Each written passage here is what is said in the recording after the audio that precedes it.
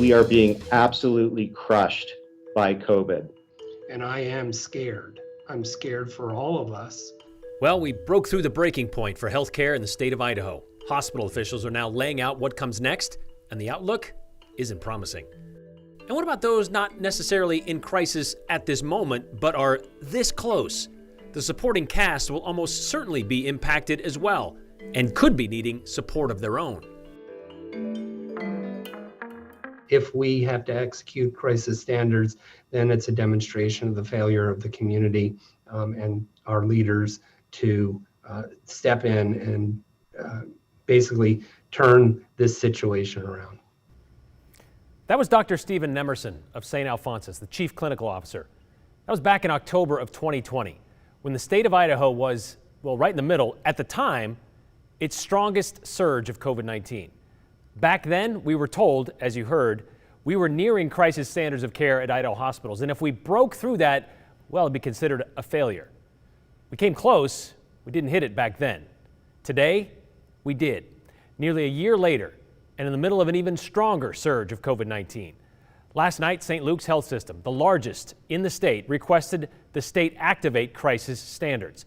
They say they've run out of beds statewide, that they will be treating patients on stretchers until additional beds arrive. And according to their forecasts, St. Luke's told us that every single bed could be occupied by a COVID patient within the next 2 weeks. We will consume every single bed and every single resource we have with COVID patients in our hospital. Our ICUs are not only full, they're overflowing. The vast majority of our patients in our intensive care units are COVID positive. 98% of them are unvaccinated. And that's just for St. Luke's. It does not include any of the other hospitals in the state. So the crisis standards have been declared for statewide, but not every hospital is in this mode. So let's take a step back. What does crisis standards actually mean? Well, here's a look at how hospitals operate. There are 3 standards of care. On the far right is conventional. That's how hospitals work in normal times, normal amounts of staff, beds, open, all that kind of stuff. Then there's the contingency mode, which is what our hospitals had been operating under and have been, several of them, for some time. That means, yeah, more staff. They're going to repurpose some other areas of the hospital to make room for patients. And typically, they're still giving the same level of care to the patients. But then there's the crisis standards, which is what we're in now. It means there are not enough beds, not enough staff to treat every single patient that needs care, COVID or otherwise. It means hospital staff are going to now institute a ranking system, decide who does get the care and when. You see how those are ranked right there on your screen. It goes from red, yellow, green, and black would be expectant, which means you're unexpected to live. As of Monday, we hit an all-time high of people in the hospital with COVID. That'd be 678. That's on the low end of the count, as 5 hospitals did not even report their numbers. 173 of those patients, by the way, are in the ICU. We now join the Idaho Panhandle, which has been operating under crisis standards since September 7th. And here's what they've seen there. Kootenai County in Coeur d'Alene has transformed what is supposed to be a learning classroom. They've also added more oxygen tanks there, but they've taken a classroom and turned it into a 22-bed COVID overflow room for where they can take care of patients. You can see, yes, more oxygen tanks being installed there as well. That was a couple weeks ago. Joe Paris, you were with this, or you were watching that announcement this morning, this afternoon, I should say, at 1:30, when the Idaho Hospital Association gathered a bunch of representatives from area hospitals across the state to explain kind of what this is. Now, staffing has been something that, well, is a major concern. One of the reasons that we're in this crisis standard. Right, and when we talk about how many people that are out of the health system today because of COVID-related problems, St. Luke's tells us that they had 400 people out just today, just at St. Luke's, because of COVID-related issues. 400 just at St. Luke's. Now, St. Luke's tells us, Brian, that they've hired 802 people over the last 60 days, and that includes 450 clinical providers. We heard earlier from Sandy Gerke. She's the St. Luke's Vice President of System Operations, and she explained kind of the scope of the hiring process and how many people they're bringing on just to make ends meet. We'll take what we're in now compared to what we saw pre-COVID. The influx of healthy hands that we have within the health system. And we have 1,500 more than we had going into the summer. Those are a mix between clinical travelers that we were already looking to secure, that we needed to escalate quicker, as a result of the volumes increasing. We have 400 clinical travelers in our health system today. In a typical summer, that would be less than 30. Less than 30. So they have more people now going into this surge than they did last summer before we were in it.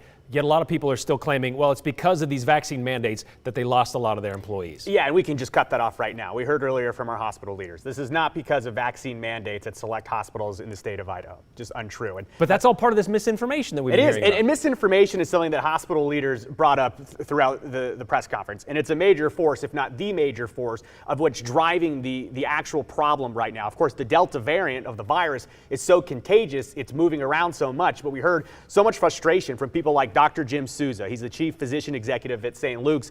He says that it's frustrating to hear lies from people, not just in the community, but from leaders in the community. We also talked to Dr. David Pate, the retired CEO at St. Luke's. And when they talk about misinformation, this isn't just random people that are posting on social media. They say they're frustrated with the people creating the misinformation, the people that we're supposed to trust. Here's what they have to say on the battle against misinformation.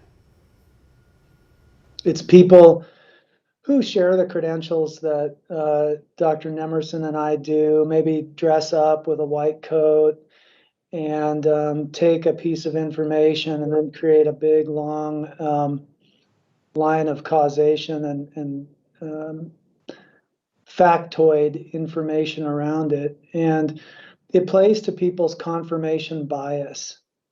And that confirmation bias is that we're all tired of this. We all want it to be gone.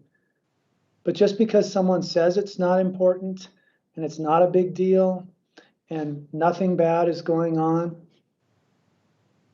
doesn't mean that any of that is true. The misinformation is huge. And that is why I was outraged that the second highest official in our state, the lieutenant governor, while you heard what these hospitals have been dealing with, what is she doing? She's holding a conference to spread misinformation and disinformation. Absolutely just inexcusable, and God have mercy on these people's souls. And some really strong words there from Dr. Pate. And we've covered some big moments over the last year and a half, Brian. Today is arguably the biggest. Well, it's because we've pushed this to the extreme at this point. Today is the day that we've gone as far as we thought we'd ever be. Yeah. In terms of what can we do, frankly, there's not a lot we can do in the immediate right now. They encourage people to do the right things, mask up, get vaccinated. If you have questions about vaccines, ask your doctor. But we heard strong words from Dr. Pate, and he has more strong words. Here's his call on the community to really help fix the situation we're in right now. Our hospitals are in crisis. It's going to get worse. Please, for 1 month, I'm asking you, give me 4 weeks. 6 if you're generous. Just be careful. Don't do dangerous things.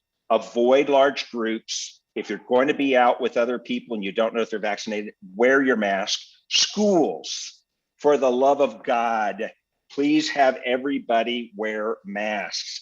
It's not the kids that are ending up in the hospital so much, it's they're infecting their parents and they're in it. Please wear masks. And for anybody else, if you're hesitant about getting vaccinated and you have a question, ask somebody. Let's get your questions answered. Let's get you vaccinated tomorrow. And I just real quickly want to touch on how I've seen so many comments that are trying to politicize what happened today. Let's just cut right through this. This is not a political thing. This crisis standards of care is not being declared to make a point, to say we're going to make people feel bad. We're in crisis standards of care because that's where the hospital system is. This isn't something that, oh, let's just do this. No. This was made with careful consideration, and now there are going to be grave consequences because of the situation we're in. And these healthcare leaders were asked directly for events, like, for example, Boise State football. Is it a good idea to be holding something like that with 30,000 plus in a facility, even though it's outdoors, but packed in and not a whole lot of them wearing masks? They were asked that directly, and they said, Dr. Nemerson from St. Al said, it's not a good idea. So that's what the health experts are saying. We'll see how things like major events at Boise State respond in the coming days. And we don't know when this is going to end. So. Right, yeah, this could go on for weeks, this could go on for months. Unfortunately, our experts are telling us they haven't seen a peak yet. It continues to go up, so we'll have to keep our eye on it. All right, thanks, Joe. Well,